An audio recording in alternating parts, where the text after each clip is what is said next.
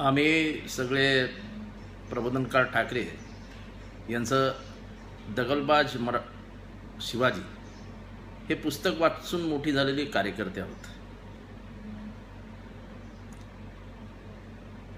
आम्ही ब म पुरंदरेंचं राजा शिवछत्रपतीही वाचलं.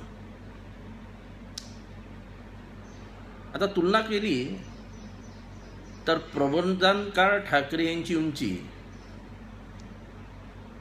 त्याला दिलेली, त्यांच्या प्रत्येक वाक्याला दिलेली त्यांनी ऐतिहासिक जोड आणि एकंदरीतच शिवाजी महाराजांचा केलेला अभ्यास, यावरून प्रबोधनकार ठाकरे यांचे लिखाण मनाला पटणारे आहे. ठाकरे साहेबांचे म्हणजे त्यांचा वैचारिक वारसा हा पुरोगामी महाराष्ट्राला बळकटी देणार आहे आणि त्याच्यामुळे प्रबोधनकार ठाकरे हे आमच्या दृष्टीने महामानव आहेत.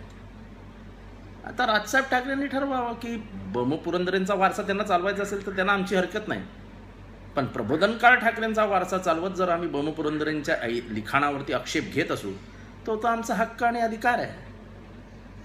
आणि राहिली गोष्ट एकेरीत बोलण्याची, तर आम्ही कधी ब म पुरंदरेंना एकेरीत बोललेलो नाही, पण ह्याच ब म पुरंदरेंनी त्यांच्या पुस्तकात ही बाईची जडणघडणच वेगळी होती असं म्हणून जिजामातेचा, जिजाऊचा जो अपमान केला आहे, म्हणजे जिजामाता जर आज असत्या तर त्या जवळजवळ 350 वर्षाच्या असत्या. मग ब म पुरंदरेंनी केलेलं हे लिखाण हे जर योग्य वाटत असेल राजसाहेब ठाकरेंना तर आमची काही हरकत नाही. म्हणजे त्यांना पुरंदरे हे जिजामाता आणि शिवाजी महाराजांपेक्षाही मोठे वाटत असेल तर त्यालाही आमची हरकत असण्याचं काही कारण नाही.